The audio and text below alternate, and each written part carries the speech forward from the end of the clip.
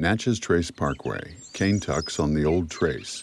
A path covered in autumn leaves runs through thick woods. Elsewhere, small islands in the Mississippi River. The Kaintucks are boatmen from the Ohio Valley. Emily Davie, park guide. Generally what we now think of as Kentucky, Ohio, Pennsylvania, Tennessee, those kind of areas. Dennis Flake, park guide, Natchez Trace Parkway. And they're called Kaintucks because a large percentage of them are from Kentucky. A drawing of a flatboat.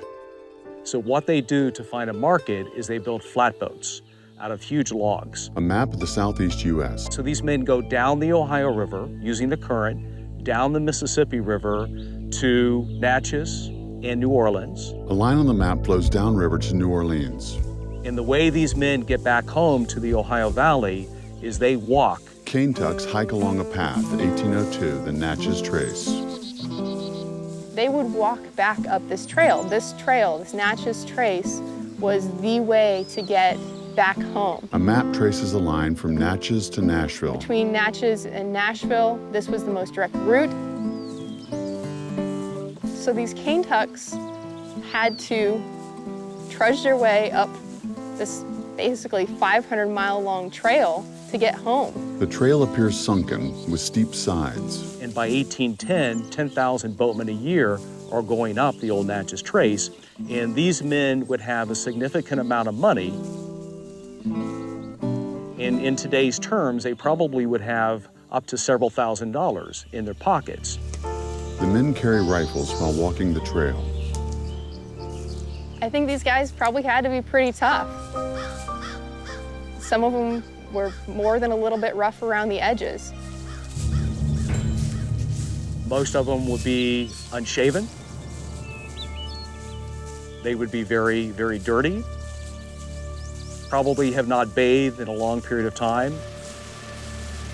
But these are hardy men. The journey ahead of them, especially in the early years, is very, very difficult. The men rest beside fallen trees. Most of them do it on foot. Some will do it on horseback.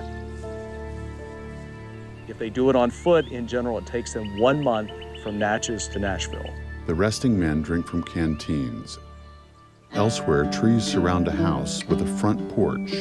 Mount Locust, being about 20 miles, is the end of day one of walking home.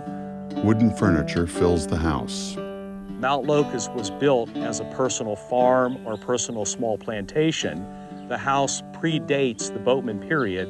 The core of the house was built around 1780. The first boatman just started knocking on the door, asking if they could spend the night.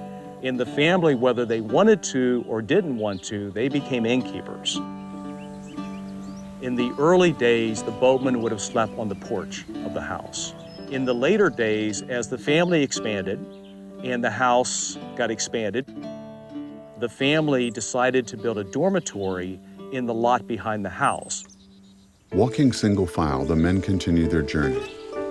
By 1810, there's 10,000 boatmen a year going up the Natchez Trace.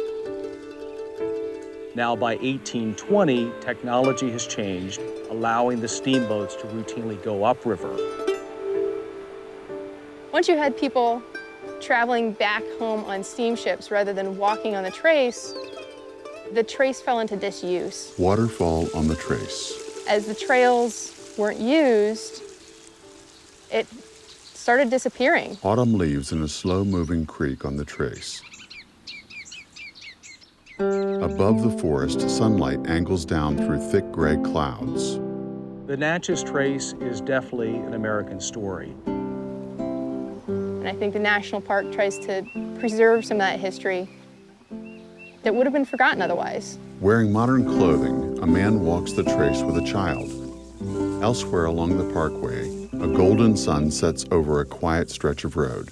Titles appear: Natchez Trace Parkway, National Park Service, U.S. Department of the Interior, 662-680-4027, or www.nps.gov/NATR.